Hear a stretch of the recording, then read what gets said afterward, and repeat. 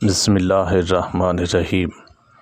حضرت ابو ہریرہ رضی اللہ تعالیٰ عنہ فرماتے ہیں کہ ایک شخص نے عرض کیا، اللہ کے رسول، میرے بعض رشتہ دار ہیں، میں ان سے تعلق جوڑتا ہوں تو وہ مجھ سے تعلق توڑتے ہیں، میں ان کے ساتھ نیکی کرتا ہوں تو وہ مجھ سے برائی کرتے ہیں، میں بدباری کے ساتھ درگزر کرتا ہوں اور وہ میرے ساتھ جہالت جیسا سلوک کرتے ہیں۔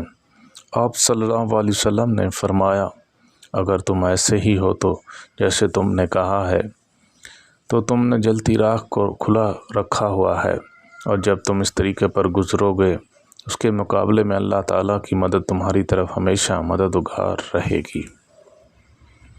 نبی کریم صلی اللہ علیہ وسلم نے یہ بھی ارشاد فرمایا، جنت میں آدمی کا درجہ بلند کر دیا جاتا ہے تو وہ عرض کرتا ہے، یہ کیسے ہوا؟ میرے عمل تو اتنے نہ تھے۔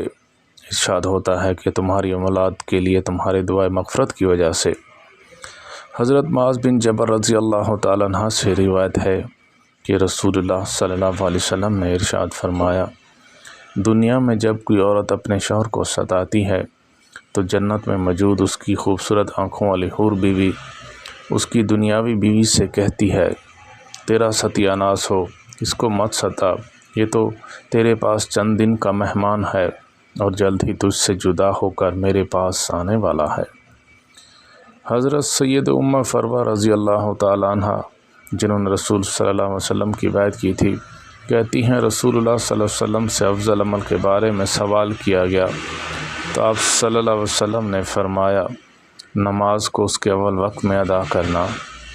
ایک صحابی رسول بیان فرماتے ہیں کہ نبی کریم صلی اللہ علیہ وسلم سے یہ بھی سوال کیا گیا، کون سا عمل افضل ہے؟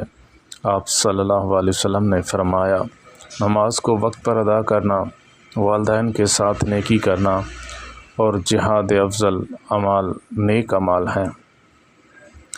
سیدنا حنظلہ رضی اللہ تعالیٰ عنہ روایت فرماتے ہیں کہ نبی کریم صلی اللہ علیہ وسلم نے فرمایا، جس نے 5 نمازوں کے رکوع، سجود اور اوقات کی اچھی طرح حفاظت کی اور جان لیا یہ اللہ تعالیٰ کی طرف سے حق ہیں، وہ جنت میں داخل ہو جائے گا۔ ایک روایت میں یہ بھی آتا ہے اس کے لیے جنت واجب ہو جائے گی، اور ایک روایت میں یہ بھی ہے تو ان نمازوں کو اللہ تعالیٰ کا حق سمجھتا ہے تو اس کو آگ پر حرام قرار دیا جائے گا۔ اللہ تعالیٰ ہم سب کو جہنم کی آگ سے بچائے۔ وآخر دعوانا الحمد للہ رب العالمین۔